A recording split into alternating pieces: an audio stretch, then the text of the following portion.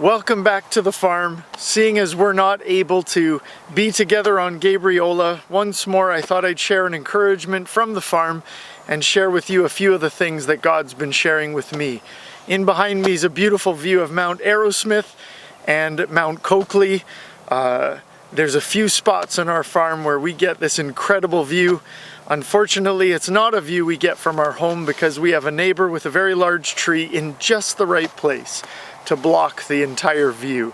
You can pray for him that he'd want to take that tree down one day, but in the meantime, I want to share with you what God's been teaching me this week, and actually both fitting to see the mountain in behind me and actually to go and spend a moment at the woodpile so you can see something that I've been learning this week. Look forward to spending the time with you. In all truthfulness, all masks are gone at this point. Any impersonating of a khaki pant wearing preacher. The truth is, all along, if you ever came to the farm, 9 times out of 10, you're going to see me in a pair of farming overalls, and now you're beginning to see the real Steve. I've never preached in overalls, but today I'm going to share with you in overalls and trust that the Lord is able to do far more than we could ever ask or imagine, despite my clothing. Welcome to the woodpile. I'm going to share an encouragement with you all that God's been teaching me, and on the farm we're always learning something new. This week, as we've been cutting wood and getting in firewood amongst many other things, I learned something new. We all may have known that as you look at a tree and look at its rings, you can see years as you count those rings, not only how old that tree is, but you can actually tell how good those years were. Thicker rings might mean more water or a year of great productivity, whereas smaller rings might mean a year of drought. I think it's interesting at a time like this where we can look, and I know we're always searching for that mountaintop experience. And again, I'm not sharing anything new, but I hope words that are true and encouraging to you. We're looking for those highs, those peaks, those moments where we are at the top and see it all. Just like I showed you the view of Mount Arrowsmith, I always want that picturesque view of what's going on and everything that goes with it. The truth is, today, we often grow most, not on the mountain peaks, but in the valleys. As I was looking at this tree, if you can see it, there's something unique about this stump. And that is not just that the rings that have grown are of different sizes, but the truth is the center of this tree is actually here. And there are rings in the same year that are thin on this side, but very wide over on this side. And the reason those rings are caused to grow in that way is that when a tree is forced to grow around something, as it grows around, it is forcing growth on the outside as the outside tries to catch up and gain that upward momentum as it goes around the object. The other way is when a tree sustains a persistent headwind and is constantly fighting, and so it causes growth behind the center in order to face that wind and stay steadfast in the midst of it. I think that's unique because in the reality, you don't just see growth based on the abundance of water or sun, but sometimes greater growth can be caused in areas due to the adversity that it's overcoming. I was reading this week in the book of James and chapter 1, and it says this, and I'm going to read from the Amplified New Testament.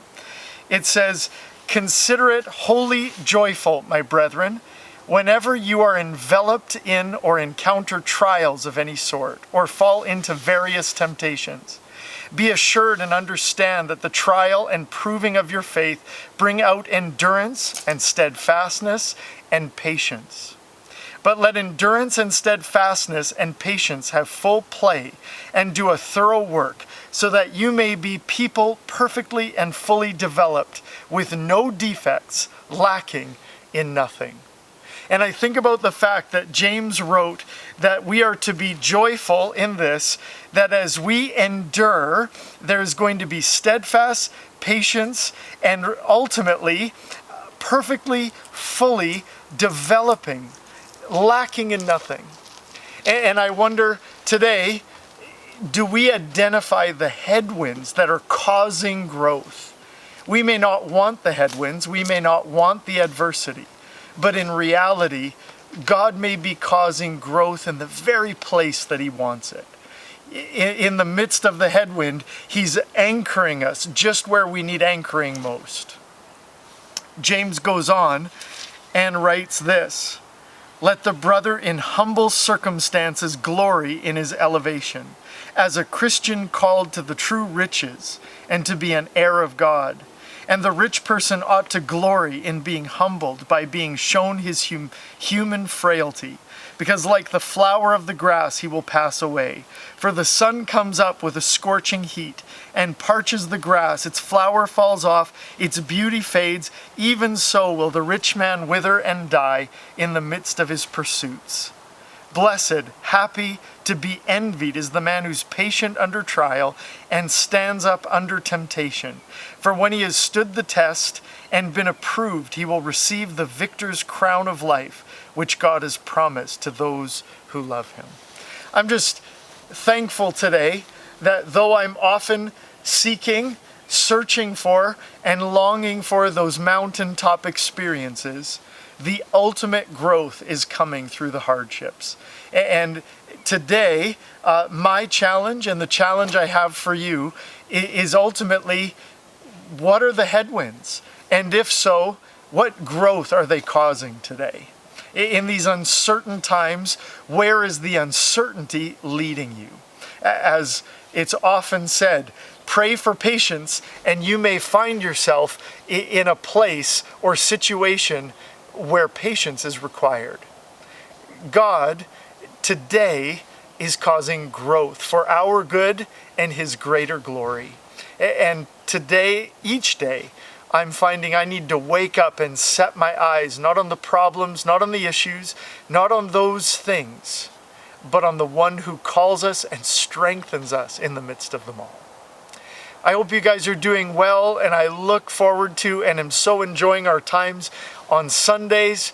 And I look forward to a fruitful time again with this Sunday. I trust that the Lord is keeping you and strengthening you day by day and using you as you continue to look for opportunities. I'm getting eaten by mosquitoes here on the farm, and I'm going to call it quits for now, but I do look forward to keeping in touch and hearing how God is teaching and working in your life as He continues to work in ours here. God bless, enjoy the week, and we'll look forward to seeing you Sunday. All for now.